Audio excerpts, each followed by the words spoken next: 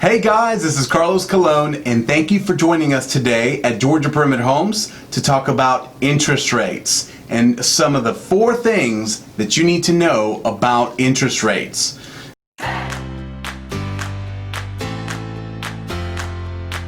Okay, some of this information is going to be a little different, but I'm going to talk about generally the things that you need to know. So, number 1, what are interest rates, or what is it?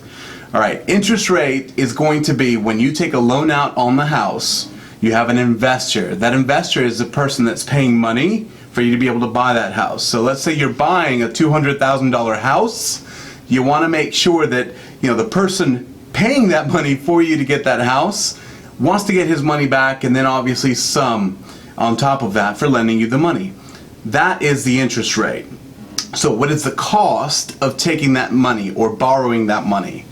All right, so what it is a percentage based on how much you owe that investor. All right, so we also need to talk about kind of what is a good interest rate, and that varies depending on your situation. Sometimes at one point in time, 6% was a great interest rate. Typically speaking, if you're at 4% or under, you're doing amazing, generally. If you rewind this to the 1990s, for example, 5-6%, you're doing awesome. There was a time when it was much higher than that, and it was in the teens. So that's the generic sense of what it is. It makes up a big part of your mortgage. So that's number 1.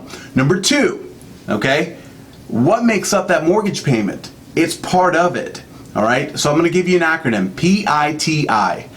Principal, that's the amount you owe on the loan.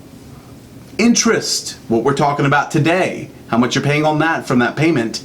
Your taxes, which you pay the government for owning that property. And then at that point, your insurance. That's what you're paying to make sure that if the house burns down, that person that helped you borrow all that money is going to get paid back no matter what. Depending on what kind of loan that you're getting, you also might have mortgage insurance. That insurance specifically is to make sure that if you default on your loan, if you don't make your payments, that person that helped you borrow the money is going to be paid back regardless. Okay? You're the one that ends up getting paid for that, or paying for that on a monthly basis. So you want to make sure that you're controlling what kind of loan that you're getting in order to make sure that your monthly payment is as low as possible. So that's number 2. All right? Number 3, discount points. This is where it gets a little complicated. So it all depends on what you're approved for. Discount points is where you can pay a certain amount of money in order to make your interest rate lower. So if you were approved for a 4% interest rate, your lender might tell you, if you pay 1 discount point, I can get you to a 3.8% interest rate instead. A discount point is typically a percentage off of the amount that you're being borrowed. Okay, so let's say that it's you're borrowing $200,000. 1 discount point is $2,000.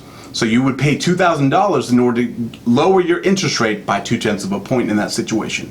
Again, it's all hypothetical. It's just something that you need to know in order to make sure that you understand the terminology. In some cases, when you're doing a 3% down payment and you're considering paying 2 discount points in order to lower your interest rate, in some cases you might be better off just going ahead and paying a 5% down loan. So you want to make sure that you know your options to understand how it's affected. All right, and the 4th thing that you need to know, your credit score and how it relates to your interest rate. Okay, the higher your credit score, the lower the interest rate is going to be. Now, there's some other factors that are involved in there, like your debt to income ratio. We won't talk about that today, but your credit score, typically if you are at a 760, 780 or higher, you're going to have pretty much some of the best rates that are available out there. So anything past that point doesn't really matter. You're going to get the best interest rate on your loan. But when you sit at the 640, 670, 680 mark, all these pieces that we're talking about make a big difference, and it's a big deal. So you want to have a really high credit score. All right, so make sure that you understand that to lower your monthly costs when you're buying a home. Those are the 4 things that you really need to know. Number 1, what interest rate is. Number 2, the acronym PITI, okay, principal, interest, taxes, and insurance that make up your mortgage payment. Number 3, what are discount points and what does that have to do with my interest rate? And then number 4, how does my credit score affect this interest rate? And if you have any questions or anything we can do to help, give us a call or check out our website, GeorgiaPerimeterHomes.com, 770-314-1285.